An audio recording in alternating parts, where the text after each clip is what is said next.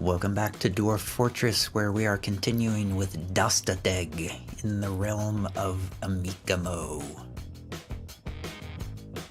Here we are on the first day of the year 254 in Dastotdeg, or Sword Even, the fortress I have created for vengeance against the goblins. It is early spring, our population is 22. I realized we didn't get any migrants during the previous winter. I thought there were migrants every season, but we didn't get anything during the winter. So that was, I don't know if that was normal or unusual. So the first project I would like to complete is the trade depot area. The underground trade depot, which is going to require finishing up this tunnel that I am building that leads all the way up to the surface. And it looks like we have an elven caravan from Fawitha Lithu, just like we had in my last fortress. They're going to have to use the old trade depot for now. Greetings, we are enchanted by your more ethical works. We've come to trade. Unfortunately, you guys don't really have anything that I want. Fruits and nuts, that's about all I can get from these people. And a couple of instrument parts. Ah, wonderful. Thank you for your business. The first migrants of the year have arrived. 1, 2, 3, 4, 5, 6, 7, 8, 9, 10, 11, 12, 13, 14, 15, 16, 17? What is that? That guy looks very suspicious. That guy looks really, really suspicious. That's not a normal dwarf icon right there. What the heck is this guy? People are basically trustworthy. I don't trust this guy at all. Oh, it says he's a criminal. What does that mean? Well, at least he's not a were-bear, or were-lizard, or were-something. I hope. I've lost count of how many migrants there were. Dwarf Therapist tells me there were 19 migrants, including one who is a competent ex-dwarf who I'm going to throw in the military right away. Oh, look, it's Gal Apubikdil, the criminal. Also happens to be the competent ex-dwarf. Well, that's not suspicious at all. Well, hopefully the military life will put him on the straight and narrow path. That icon for him is just freaking me out. That is totally the werebeast icon. And the elves are off on their merry way. See you next year. Bring back some better stuff. Reg Burmasus, a dwarven child, has withdrawn from society. This will be our first artifact of the year 254. Reg Burmasus, the dwarven child, has created Bikarlbem Gamathrarash, a sandpear wood bracelet. She claims it as an heirloom in the name of the family ancestor Bomric Fealty Clasped. Dipsways, the legendary calamities. Worth 27,600. The object menaces with spikes of sandpear wood. On the item is an image of dwarves in walnut wood. The dwarves are traveling. The artwork relates to the foundation of Sword Even, by the whips of clearing of the systemic tool in the early spring of the year 253. There's also an image of Parched Puzzle, the native platinum toy hammer in green Circon. Parched Puzzles, wow! That is apparently a famous artifact, which I created in my last fortress, which was obliterated by goblins. But the legend of Parched Puzzle, the native platinum toy hammer, lives on. Parched Puzzle was also created by a child, as I recall. This is funny. A stray kitten has adopted Reg Burmesis, a dwarven child. He's the one who just made that artifact. I have just appointed Adi Satcharast as the sheriff of this town because I want to start enforcing some law and order. Now, I've chosen her because she is like the weakest person in the entire place. So when she goes around beating people up, she won't actually kill them. That's the theory, anyway. Unfortunately, that means I need to make a big office for her, just like she was a mayor. And we have just arrived at the first day of summer, the first of Hematite, the year 254. Our population now, by the way, is 43. I have constructed a second bridge here in my caravan hallway, I guess I'll call it. It occurred to me that my first bridge down at the end, down here, there's the end. This bridge here. I didn't smooth the walls of the pit here. Now, I don't know if that's a problem or not, but I have a vague memory of hearing that it's easier for things to climb up rough walls. And if you smooth the walls, then it's not so easy for them to climb. I don't know if that's a thing or not, but with my second bridge, I am smoothing the walls in the chasm so that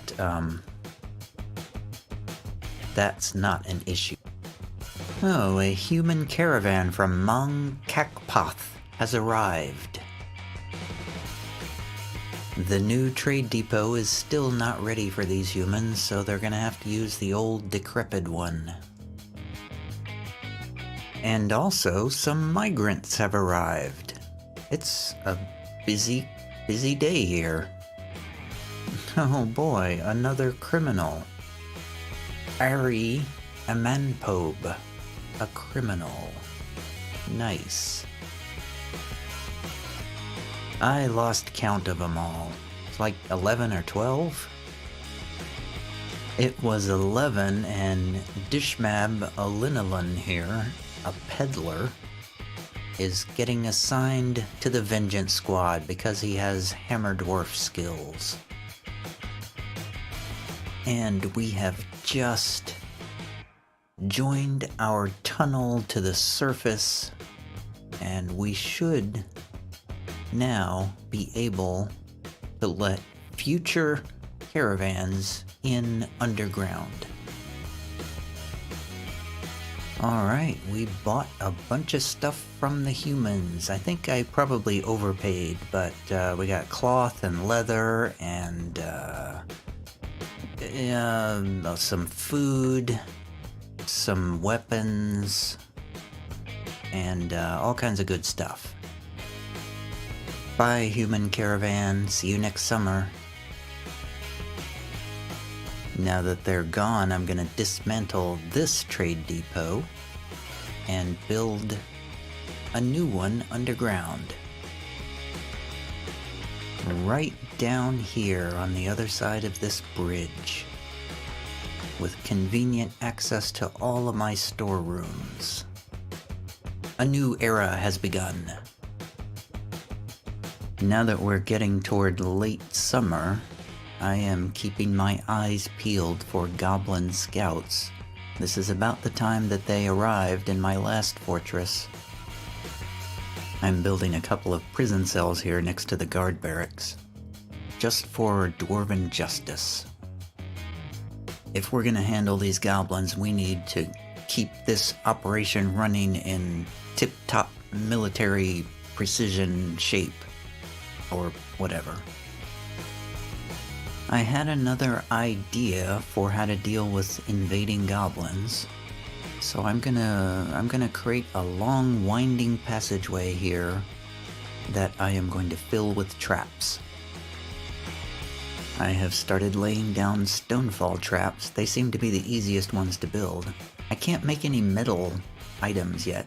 Oh, and just as I'm talking, autumn has arrived. It is the 7th month of the year, and I assume very soon we will get a caravan from the dwarves and possibly some goblins. I don't know though. Avuz Bamrekaksoth has been taken by a fey mood. And the caravan from Edithlor has arrived, along with the outpost liaison. We'll get to see our new trade depot in action. Here they come. They are heading toward the ramp. They're going down the caravan hallway, across the first bridge, down the ramps, around the corner, across the second bridge, and they have arrived at the trade depot. It worked. I am your liaison from the mountain homes. Let's discuss your situation. This time they would like rings, bracelets, earrings, anvils, and quivers, it looks like. And as per usual, I didn't do anything I was supposed to from last year. I haven't fulfilled my export agreement. Sorry. Farewell, Nish Amaldadok. I look forward to our meeting next year. Our fortunes rise and fall together. Yeah, that's what you always say. It seems like my fortunes are always the ones that are falling, while yours never seems to fall. I went back and checked out last year's export agreement, and apparently earrings were on the list, so I guess we did make some things for them. Mostly by accident. We actually don't have that much left to trade after we traded with the humans. Alright, here we go. Let's trade. Yes.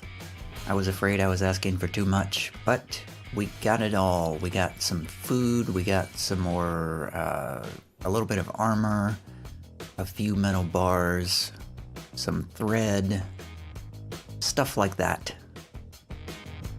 Meanwhile, Avuz Bamrekaksoth has begun a mysterious construction. And you can also see here that I have created a fence around my pasture. And I've just moved my turkey pen over here next to my main stairway, so I can enclose them in here too. And Avuz Bamrekaksoth has created Mat Zimish, a limestone Zagath. He claims it as an heirloom in the name of the family ancestor Urist Traded Spirits. I assume this is another instrument. Mat Zimesh, the Strangeness of Phantoms. Value 55,200. Nice. A Zagath is a large stationary percussion instrument. A lot of drummers in this fortress. It consists of a glass block. The musician strikes the block. An instrument made out of glass. That's interesting. All craft dwarf ship is of the highest quality as it is encircled with bands of ginkgo wood, adorned with hanging rings of limestone, cave spider silk, and nickel. On the item is an image of white millet plants in native gold. Okay. I don't really know if we're allowed to sell these artifacts or not. I feel like when it says they claim them in the name of some ancestor, it would be a bad thing to just go and sell those things. I feel like the dwarf who made it would be sort of upset about that. The autumn migrants have arrived. I counted 8 new migrants to Dastotdeg, bringing our total population up to 64 now. Well, Dishmab Alinolin has been elected the mayor, which reminds me that I never did build the offices for the sheriff, which that position has been dismantled now anyway, so it's just as well. I'm gonna put Adi Satsharast back in the position of Captain of the Guard to enforce justice around here. The new mayor has mandated that we make some amulets. I've created a new military squad called the Gilded Marks Dwarves. These are going to be my crossbow dwarves, and I've also built them a little archery range here next to the barracks and the 2 cells, which still aren't active yet, but I'm working on it. I dug out these channels in front and behind the archery targets, which lead down below, because I read and saw in videos that apparently the arrows will fall down and you can recover them. I don't know if that works or not, but I'm giving it a try. Whoops, I forgot to say goodbye to the Dwarven Caravan. See you next year. And winter is upon us. We have made it through autumn, still no sign of the goblins. I am continuing to work on improving my fortress, building some suites for the mayor and the captain of the guard, continuing to lay down more traps in my trap tunnel, and things like that. Nish Elankaskal has been possessed. I'm a little worried about Nish Elankaskal, the dwarven child working on this artifact. He keeps saying he needs stuff. He's been sitting here in this craft dwarf's workshop for a long time. I hope he has what he needs. I mean, I have stone and rock and cloth and thread. Oh, here we go. Nish Elankaskal, the dwarven child, has gone berserk because he didn't get the materials he needed. Oh man. Sadly, I have no choice but to send my squads after this kid. I hope he doesn't kill too many. Oh, okay, we got him before he did any damage. That's a shame. Weirdly enough, the mayor is the one that punched out the child. The mayor bashes the dwarven child in the head with her copper warhammer. Death is all around us. This is truly horrifying. How fragile we are. Be gone, fear. I had a sparring session. How exhilarating. Next year I really need to gear up my metal production. I need to find some metals, for one thing. I just realized the mayor is part of my vengeance squad. I'm not sure if that's a good thing or not. I guess if he's a good mayor, we don't want him to get killed. But if he's a bad mayor, we wouldn't mind if he got killed. Well, we're approaching the end of the year, so I guess I'll start wrapping up this episode. Up here on the top level, you can see that we have added fences around our pastures. We have the new entrance for the caravans. Going down some levels, nothing's changed. Here we have some passages I'll explain in a second. This is the windy trap passage, which I will be hopefully using to kill a whole bunch of goblins. The green traps are cage traps, the white ones are stone block traps, which I read are not actually that effective, but that's all I can make right now. So the plan is that once we have a goblin invasion, I'll raise this bridge right here and the goblins will continue along the windy trap passage, hit all the traps. And I've also added these areas right here where I can station some Marks Dwarves, and hopefully they will be able to shoot through these fortification walls here and get goblins along this long section of the passageway. I don't know if that's going to work or not, but it was just an idea I had. Thought I would try it out.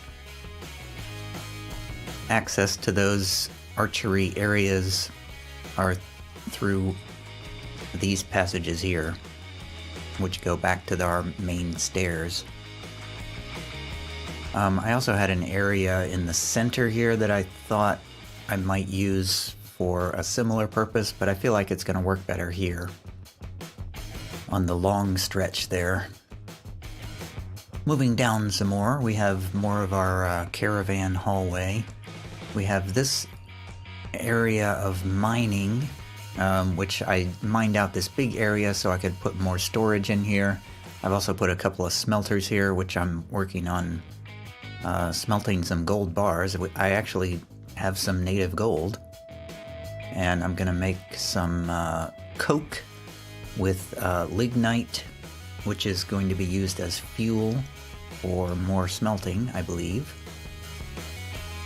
And going down some more, we have our barracks level, which is mostly unchanged, and as I'm speaking, spring has arrived.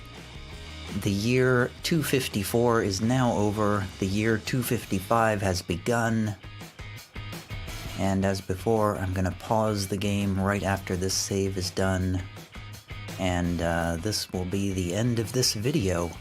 We got through the whole year without any goblins. I'm a little surprised.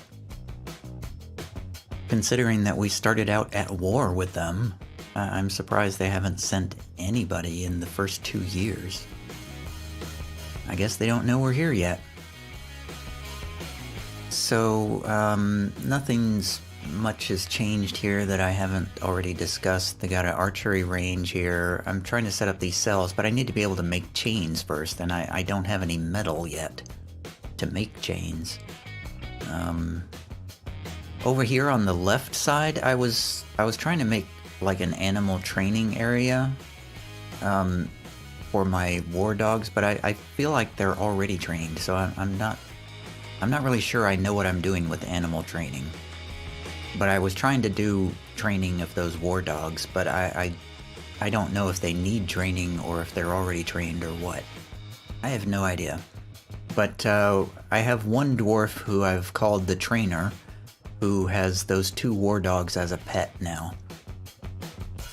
Moving down again, we have our storage layer, the trading, I guess I'll call this the market level. This is where the trade depot is. The caravan passage ends up here. So in a goblin invasion, I will leave this bridge down long enough for goblins to enter the passage to start running into the traps, and then I will pull a lever and raise this bridge, and then they won't be able to get in anymore. And I've got a couple of doors here just in case they get past that. I mean, not that doors is gonna... not that doors will stop trolls or anything, but it'll slow them down a little bit. Over here I've got some, this is my main meeting hall right here. To the left of that I have the mayor's office and dining room, and the captain of the guard's office and dining room. Down one level we have our super economy apartment complex, where all the dwarven burrows are. I have, let's see, 2, 4, 6, I have 80 beds here right now. People are like dropping junk in their rooms, so I need to add chests, I think, or cabinets or something, or start working on expanding these. And I also have the mayor's room and the captain of the guard's room. They have special big rooms with jet weapon racks and armor stands. And I believe that's it. I need to work on digging down some more so I can find some metals. I'd love to find some iron and some flux stone and maybe start working on steel production. That would be super awesome. Or just any kind of metals would be nice. Copper, I would take copper at this point. Anyway, I think that's gonna do it for this episode. It's actually been a fairly uneventful year again. Nothing really exciting happened. I was not bothered at all by any wild animals or invaders or anything. I pretty much spent the entire year just working on my projects without interruption. That's 2 years in a row now. It's kind of amazing. In the middle of a war, even. Anyway. So that's all for now. Thanks for watching. See you later.